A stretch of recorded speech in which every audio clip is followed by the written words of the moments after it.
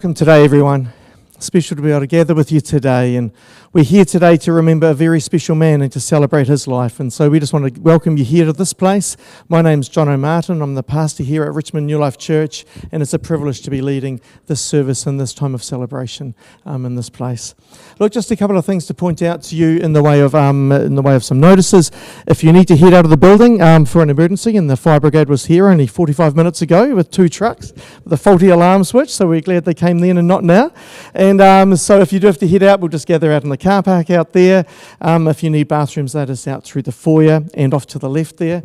That'll be fantastic. And look, just a couple of other things to point out to you. After the service, there'll be a special time of gathering in the cafe just out to the right here, and the family would love you to stay and be a part of that as we enjoy some food and some drinks together and just share some memories in a very special way there together as well. You probably signed the register of attendance as you came in. If you didn't, please pop your name on that. And if you've got any special memories that you'd like to write on there too, please do just take the time to write those out as well, and that would be precious for the family as they look back over that in time to come. We acknowledge the special and vital role that St. John's play as well, and you may have seen this in some of the information that's come to you so far. But this was an organisation that Len was very involved with over the years. The family have asked that in lieu of flowers or any other gifts that you'd consider donating in his name to this very great organisation. So there's a box out there in the foyer if you'd like to be a part of doing that as well. Thank you. Well, in the early hours of this last Wednesday morning last week, the 8th of March, Len graduated from this life, aged 92, and he stepped through the curtain of death into eternity. We're here to celebrate his life and remember a man who is so dear to so many here and who will always hold such a special place in so many hearts. We're also here today to recognise the loss of a husband, a father-in-law, a grandfather, a great-grandfather, an uncle, a brother and a friend, and to comfort one another with our memories and with our love. Most of you are here because Len was family to you, or because you knew him well, or because you love ones who were close to him. And if you knew Len well, you'd know that he would want this to be a celebration of his life. He'd want it lighthearted, he'd want it fun, and he'd want you to be able to be yourself. And so we just want to say, hey, feel a freedom to turn to one another, to whisper something in each other's ear, or to have a wee smile, or a laugh at something, or to shed a tear, just depending on the time. But this is our time and your time to remember and to celebrate a man who impacted so many people. As we lead into the eulogies and just some special sharing times, we've got a letter here from Chris's mum's sister, from Annette, known to the family as Auntie Net or Auntie Nettie, depending on and she wrote this here for us to share today, and this is what she said. She said, firstly, my condolences to the family and friends of Lenny. I am a sister of Beryl, Lenny's late wife, who passed away over 28 years ago. I have a lot of memories of Lenny's life, and I want to share a few with you today.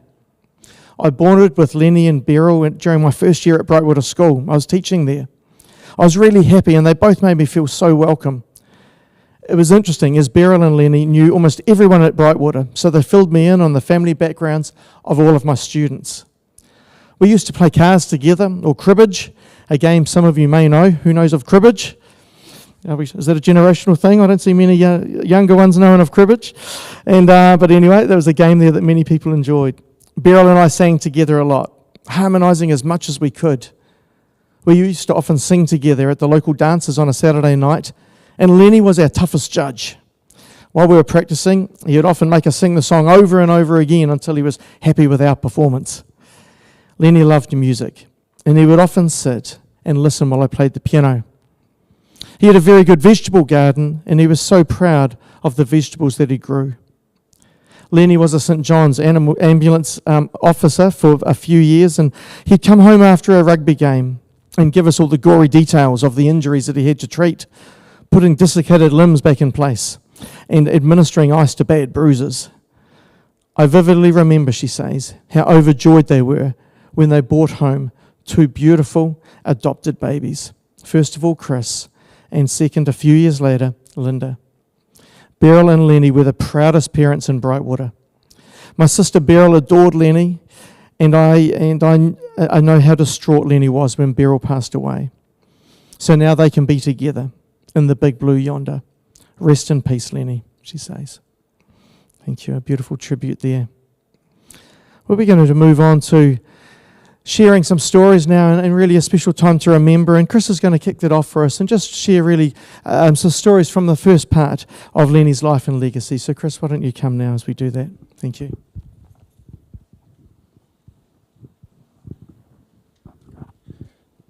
Thanks, Jono. Hey, George. Hey, Rob. Firstly, I just really want to thank every single person who's come along today. It's great to see so many people from the different parts of his life and that. And Dad is a little bit negative at times, and he said a number of times to me that, well, no one will ever bloody come to my funeral. They've all bloody died, all me mates, and so it is good to see some from even his era here. And that's great.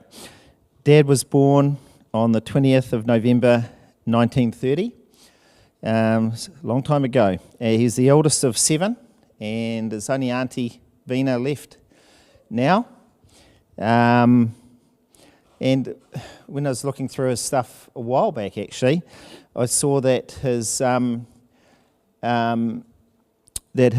and dad were married only 6 months before Dad was born, so he was very premature. It sounds like there was quite a few premature babies around that time. So, so I thought that was interesting. I didn't know that until a few years ago. If we just think back, 1930, it was a tough time, eh? It was during the Depression and just before the war, and 10 years or so ago, Brightwater had a 125th anniversary, and I'm not sure how it came about, but I ended up doing an interview with Dad to print a thing in the journal, I suppose, for the 125th anniversary. And it was really good because I didn't really know much about Dad's early life, and it was tough. It was blooming tough in that time, you know. There's in the early houses there was no electricity, no running water, no cars. It was a very basic life, but the thing that came through to me, they made their own fun. You know, and I'm sure a few of the older people here can sort of realise that. And it was they originally were living in Waimea West, and then they moved into the railway house in Brightwater, which a number of you will remember. It was a small house for a big family, and Dad slept in the bathroom. He just had a mattress in the bathroom, and the bathroom was just a big bath. They had to fill up the bath from the copper outside, so it was a bucketed through the window and into the bath. Yeah, it was amazing, just how tough life was then, and I really want to acknowledge that. As I said, there were no cars really in those early days. In fact, Dad was one of the first to own a car. And I just found this out not so long ago, but his first car was a kit set car. It was a panel van that every few weeks a crate would come on the train, get dropped off at Brightwater, and him and his brothers and his dad would put this panel van together. And that was his first car, and to me that was amazing. Yeah, amazing, really weird. Dad had to do compulsory army, and that was where his first love. He loved heavy machinery and driving things and that, and he used to drive the Brent gun carrier that he was very proud of. As I said, he had this love of heavy machinery, and which was woven through the rest of his life. He had a number of jobs. He worked as a truck driver at the dairy factory. He owned a number of businesses. They had the bakery in Brightwater, the Foursquare in Brightwater. In Victory Square, he ran a fish and chip shop for a number of years. and he even was a telephone operator at the Brightwater Exchange, and I believe that was where he met his mum. Molly, you would know. Molly was a telephone operator at Takaka, and mum was telephone operator at Motueka. So in some ways, I think that was the sort of the 1950s version of Tinder dating. That's the way I figured it out anyway. Because without a car, it was probably, that was their online dating, I suppose. In the last part of his working life, in the last 20 or so years, he proudly worked for the Waimea County Council, driving trucks and loaders and doing whatever they, just that sort of work. And he loved it. He absolutely loved it. I still remember his joy during that time. Around that time, I think he picked up a nickname called Radar, and I always thought it was from the MASH program, where Radar was a short guy with glasses and that. But Auntie assures me that it was because he was in the St John's, and any time there was an injury, his radar eyes would pick it out, and he was on the field before the ref had blown the whistle. He didn't worry about that. He got the ire of the ref a number of times, but it wouldn't worry him. He was the first one out there to look after. He really loved the St John's. And so we'll go with that one, Auntie. Around 1953, we think it was 1953, he married Mum. And his first couple of years were pretty tough. Mum had a bad heart, and she needed a pretty major heart operation. And probably in today's standards, it was probably only like putting a stent in. But in those days, it was major. And it was maybe not unlikely, but it was 50-50 whether she would come through that. And it was a tough beginning to their married life. And she came through it, which it must have cemented their marriage well and truly. You know, you can't imagine what it'd be like for a young married couple to go through that. But they did, and then things improved from there. Or Mum and Dad were unable to, probably through the heart, Mum's heart, they were unable to have children. But I was the benefit of that. And I came along into their family, and a few years later, Linda came in, and I was just the luckiest kid compared to what my life could have been like. Full of love and supportiveness. We lived in Waimea West for the first few years that I can remember on a farm out there, and life was pretty carefree. When I was about 12, I think we moved into the centre of Brightwater, and I had a very happy childhood. I remember the holidays that we had and the picnics at Quinny's Bush, Pelorus, Picton with our cousins and family and that. It was just, man, it was a happy time. All good memories. Learnt to play 500 and crib with my grandparents and my parents, obviously, at a very young age.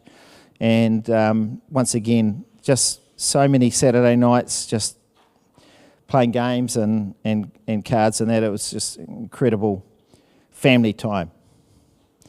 And Mum and Dad was just so supportive right through our growing up, particularly with sports. And Dad's particular passion, and mine, I suppose, was rugby. And it was a bit of a Roden trait, really. Georgina was saying the other day that it was, Saturdays were tied up with just going around rugby, supporting our brothers, cousins, sisters, and it was good times. And I said, at times Dad is a bit negative, and one of his favourite sayings whenever a Wanderers player got a penalty, it would be, been doing it all day, ref. That was his It was a saying. He would say it at least a dozen times in a game. And it got to me one day, because I can remember vividly, we were playing Waimara boys, and they kicked off, and Ross Burkett got tackled early before he took the ball. And Dad said, "Good on you, ref, you've been doing it all day." And I'd had enough. I said, "Dad, it's the first kick-off of the game." You can't say that, you know. But that was Dad. But very supportive. When Sharon came along and joined the family, you know, Mum and Dad just welcomed her in, and it was just, that's the thing that stood out to me, I suppose. I think most of you probably know I've travelled overseas quite a lot with rugby, and it was my delight that I was firstly able to take Mum and Dad together just before she passed away to Italy, and then later on to Hong Kong. This is just Dad, to Hong Kong and to the Cook Islands and back again to Italy. And Dad absolutely loved his overseas travel. It was one of the things I know he talked to many people about and showed them photos and that, and he really, really loved it. He thought he was the most well-travelled, and it was great for someone who'd virtually never been out of New Zealand to be able to share those times back with him was pretty awesome. He lived by himself until a few months ago, and his last trip to hospital, he'd had another fall, and this before this last one, but the time before that, and he'd had a fall and lost a lot of blood, and got a call in the middle of the night, and they said, "You better come up, and it's not looking too good." And it was about 3 a.m, and Dad's pulse rate had dropped to 20 when they rang, and by the time I got up there, it had got back up to 40 odd, and he recovered from that, which I thought was pretty amazing. And old Graham said a couple of days later, he said it's bloody hard to kill weeds, he reckoned. And that was Dad. He had some health issues in the last part of his life, but he hung in there. After that, he went into a home at Somerset, and that was the best thing for him. He didn't want to go, but it was the best. But one good thing that came out of that is that we ended up starting to play pool. And I'd never, ever played pool with Dad in all our years. And he was obviously getting on, and he just loved. We had, a couple of games a week, and we probably had 30 or 40 games in the whole time that he was, in those few months that he was there. And he genuinely beat me a couple of times. It didn't matter who won or what it did to me, but the second to last time we played, he actually genuinely beat me, and I was a bit peeved. And then he started to get a bit sick, and he was keen to go for another game. And I said, "You sure you're up for it?" Yeah. And he hobbled around, and I ended up beating him. So I did not want to go down not being beaten by my 92-year-old dad. So I was pretty happy with that last game. But yeah. Yeah, he really did. He really did, and I wish we'd done it earlier. After he'd been sick about a week or so, I said I had to go away I had the trip planned up to Lake Angeles, a hiking trip. And I said to Dad on the Friday, "Look, Dad, I'm away tomorrow, and I'll be back on Sunday." And he says, "I don't think you should go." He says, "I might not be here when you get back."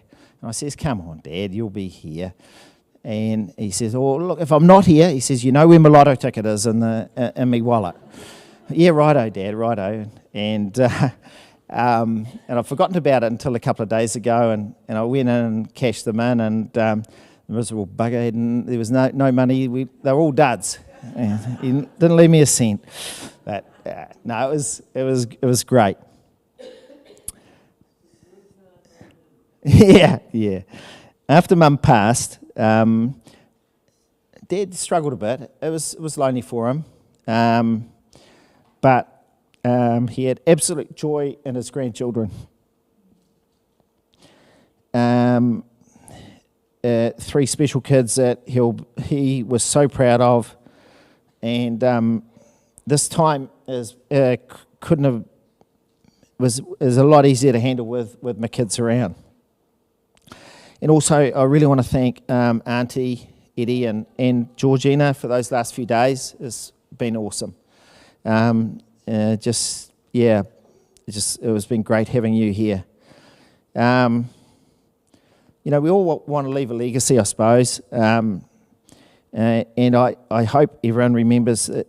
I hope that Dad's legacy will be through his grandkids and beyond. Just the last thing I really want to just challenge you all a little bit is that I didn't realise just how important close family is in times like this. And if you guys, in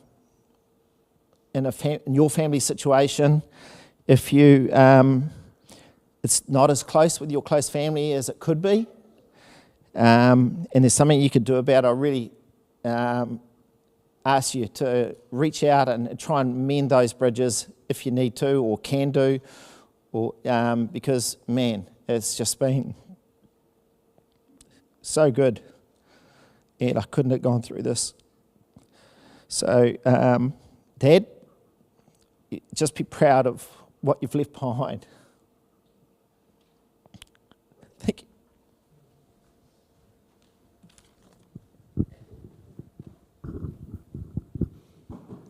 Yeah, it's beautiful. Thank you, Chris.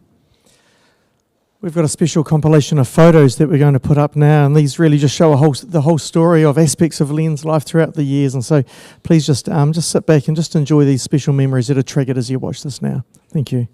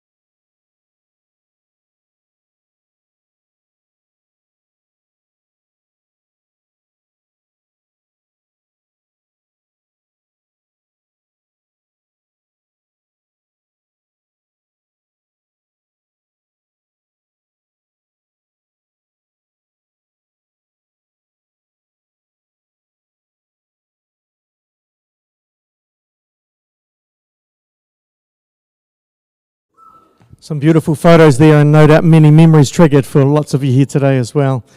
It's a real privilege now to invite some of Len's grandchildren, Jess, Luca and Georgia, to come and to share some stories from their perspective. Thank you.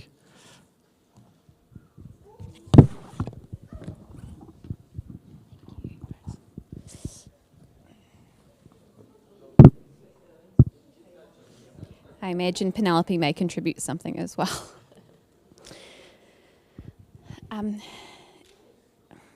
At 92 years old, my grandfather was the funniest person I knew. He lit up a room with a smile and he caught many off guard with his quick wit. Our childhood is littered with memories of Grandad Len, so much so that it was easy to feel like he would always be around. Luca has some memories from our early years with Grandad Len that he'd like to share. I just wanted to say a few words about Grandad and what he meant to us kids as we were growing up.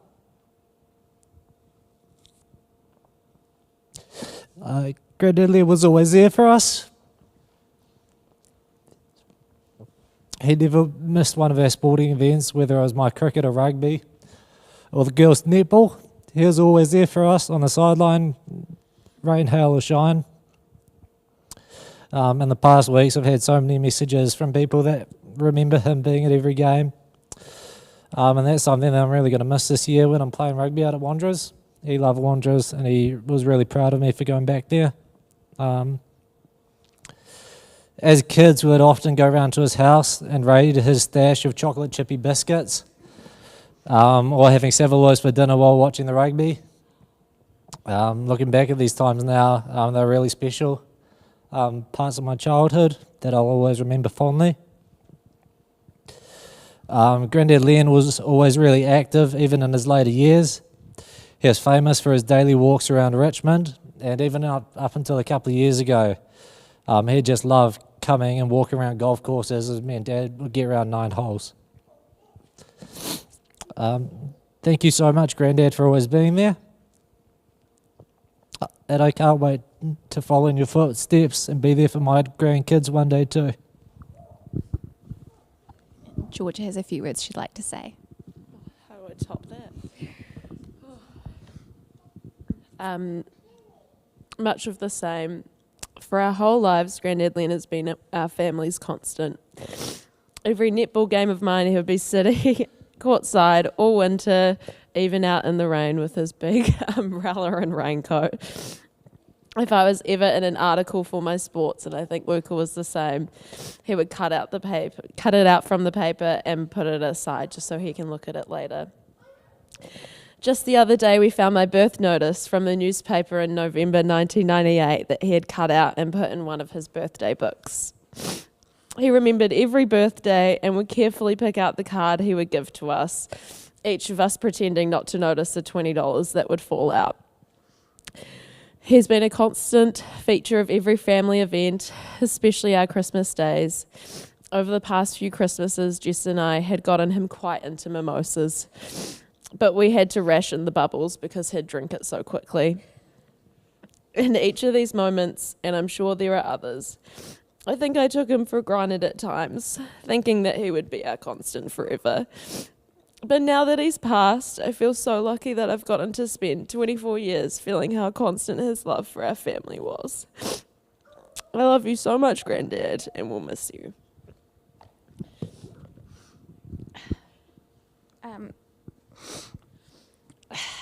One thing Georgia recalled the other day is that he'd always walk to the end of his driveway to see us off, which when you've got 3 little kids trying to get them in the car, that's a long wait. And even with my daughter Penelope, he would make sure, when he wasn't feeling very well, he would still make sure he came right out and wave us until we couldn't see him. Once Nana died, Grandad lived alone until he eventually met Joyce, who he called his lady friend. Over the years, they adventured across the country, and recently I came across a photo album of some of the many places they'd been, and there was many I didn't know about. Grandad Len has always been adventurous, and it's those adventures he brought up later in life, often many times, and you had to pretend you hadn't heard them 20 times already. But those are also my fondest memories of him.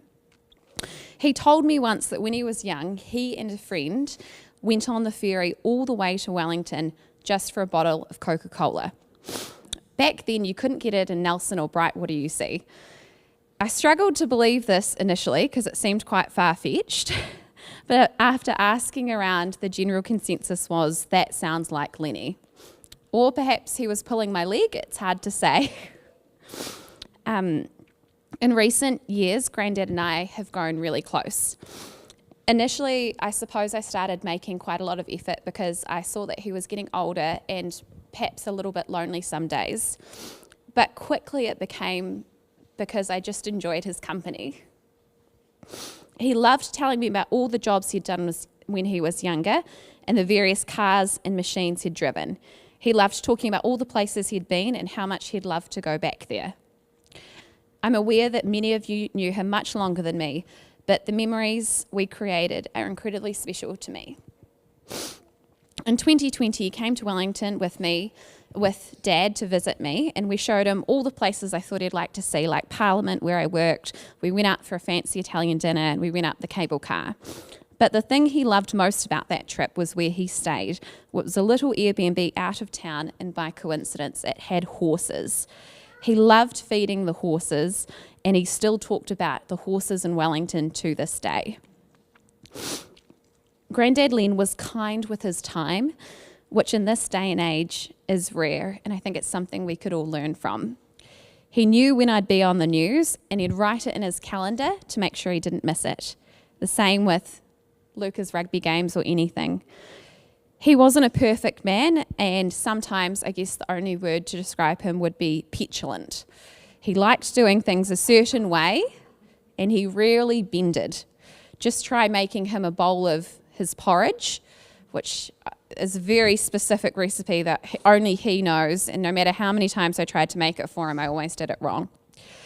Or suggest he get a lotto ticket from anywhere but the place on Queen Street.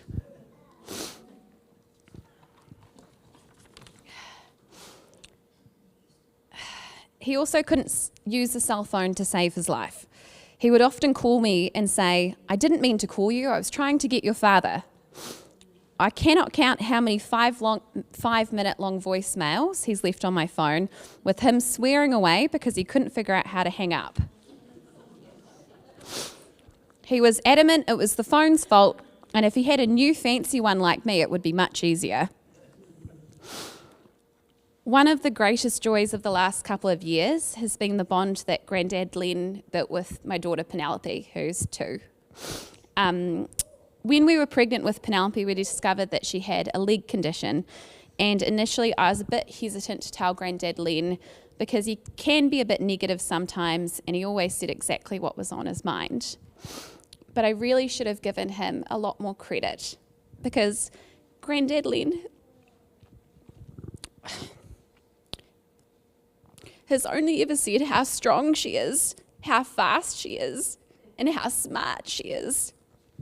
She's well above her peers, he would say with great authority. The last year particularly, they've grown so close as I often used to take them both for errands or to the coffee shop. He would always be incredibly silly and he would make her laugh like no one else. Not long ago, I recall the 3 of us dancing around his house to one of her favourite songs. I'm not sure why. She even came up with her own nickname for him, Denny. The only slight bump in the relationship was when we had to leave Sean's cricket early one day because Penelope had had enough and Grandad Len didn't understand why.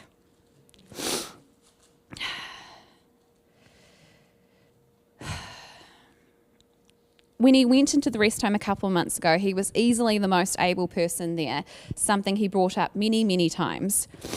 We ran into one of his favourite nurses when we were packing up his things called Aileen. He once told me that when they met, he said, "Aileen, my name's Old Len." And he was very proud of that quip. She said when we saw her, she'd miss him because they always had a dance in the hallway before breakfast. One of the harder things about this time for us has been how quickly it happened. 3 weeks ago yesterday, I had a free day with Penelope and we hadn't seen Grandad Len in a week or so. And I had this feeling we should make an effort to do something special. So I took them both to Rabbit Island, as it was one of Grandad Len's favourite places. He sat in a beach chair and watched as Penelope dug holes and jumped in the water, and he was quite alarmed by how messy she was by the end of it. And I think this was probably one of his last days of feeling well before he went downhill. I think in his ideal world, Grandad Len would have wanted more time with us. One of the last things he said is that he wanted to see Penelope grow up. But while it's been hard to adjust, it's perhaps fitting that he went quickly. Someone like Grandad Len should be dancing in heaven, flicking on the TV at night to check up on us.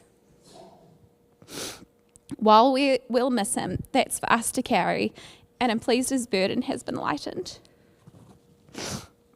As well as the memories, there's one thing I feel so fortunate for that he left us.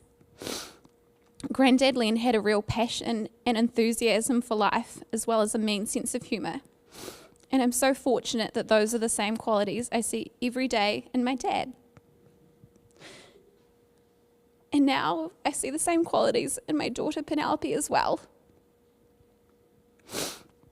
We would have always wanted more time with you, Grandad, but we're so grateful for all the years we had. We pray you're at peace, and we know how loved, and that you know how loved you are. We miss you already, Denny.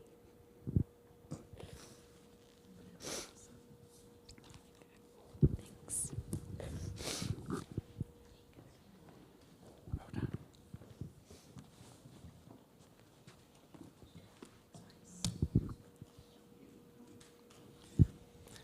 Well done, you three. Some very special memories shared there.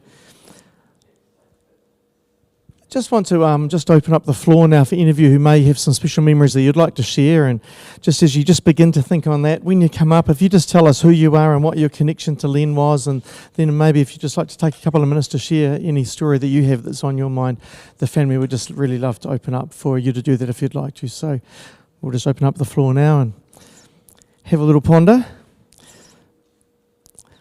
Is there anyone who'd like to bravely lead the way in coming to do that?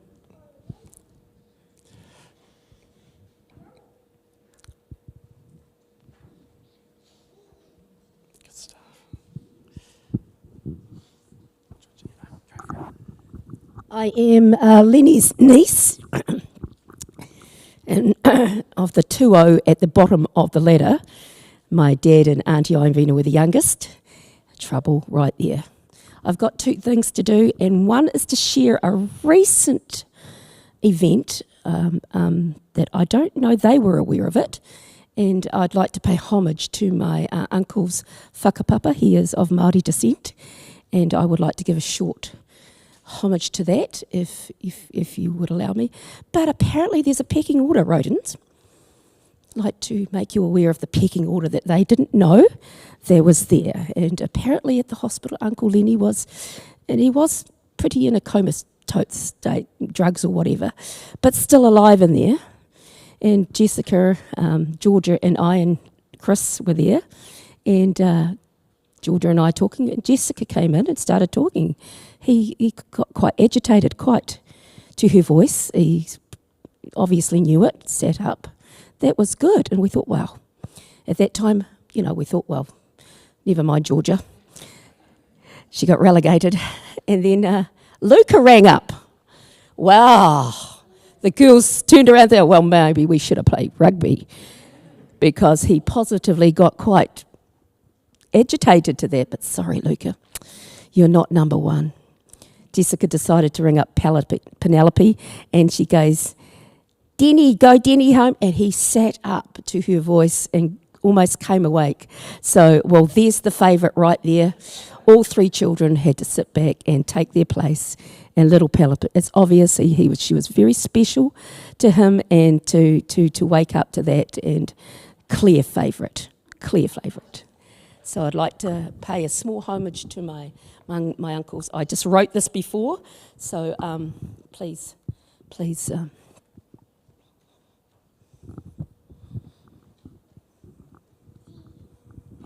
Tēnā koutou katoa. He mihi atua o ngā atua, ke ehu kraiti te kai whakaaro. Te wairoa tapu, tēnā koutou, tēnā koutou, tēnā koutou. And this is his heritage going from his koro as far back as we know.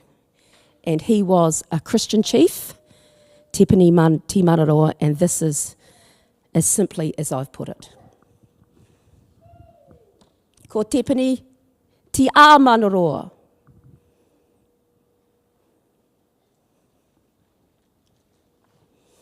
Tamahini, Hana. Tamahini, Mary Elizabeth. Tama, ko Leonard Oswald Roden. Tama, ko Leonard William Roden. Ko Tamariki. Chris. Ko Mokapuna, Jessica, Luca, and Georgia. And finally, a Tahua, Penelope. Kia ora whānau. Kia ora whānau. Kia ora whānau. Tihei mauri ora. Bless you, Uncle Len. You come from a long lineage of Māori history we were disconnected to, but we pay homage to that today. Aroha nui, Uncle. Aroha nui.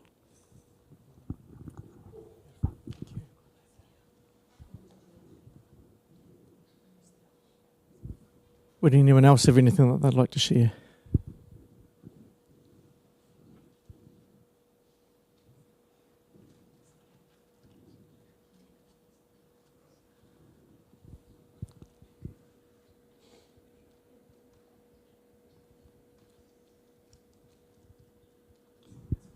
Well, we're now going to move to a time that we call a floral tribute. And this is a time to remember, and it's also a time to begin to say goodbye. During this time, we're going to play a beautiful song that Len would have enjoyed. And as we do this, we would invite each of you to come up to the casket. And we're going to have some flowers here in a basket that are just up here. And perhaps one of the family will hold that, or I'll hold that for you. And we just invite you just to come and just take a moment to say goodbye, to remember, and to take some flowers and just sprinkle them on top of the casket here today. So let's play that song as we move towards that time. Thank you.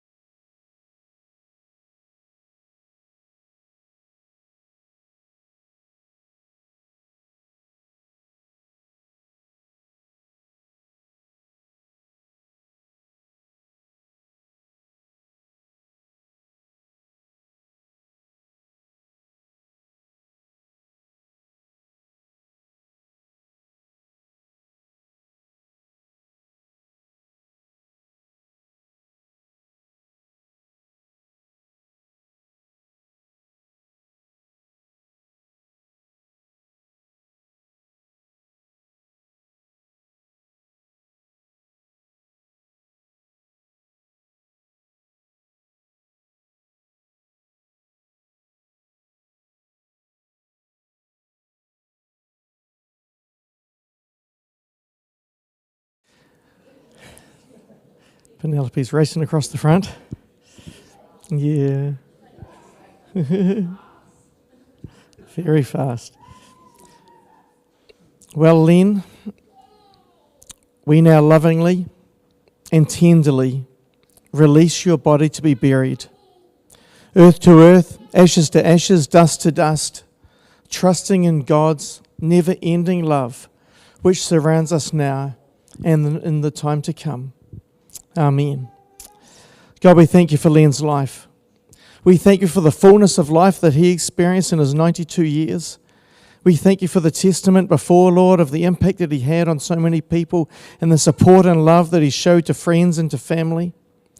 We thank you for the huge variety of people that he intentionally loved over the years, through family life, church life, work life, and through his involvement in the community. We celebrate the life and legacy of a friend and family in the person of Len Arthur Roy Roden. May we each learn to live life to the full, to love God, to love people, and to encourage others with every opportunity that we have. We pray this in Jesus' mighty name. Amen. So many things remind us of the fragility and the shortness of life, and yet we can know hope, fulfillment, and peace in this life and for the next if we look to Jesus Christ. The Bible says, in Jesus' words himself, I am the resurrection and the life. Whoever believes in me will live, and even though he dies, and whoever lives and believes in me will never die. As we remember this beautiful truth from Jesus Christ today, we're now coming to a time when we're going to play the final song for this gathering, and this was one of Len's favourites, and it's entitled The Old Rugged Cross. During this song, we'll stand together and the family will come and we'll prepare to carry the casket out, and we'd encourage you to follow the family out as we farewell Len and then as we head through to the cafe for a special time together. Would you please stand?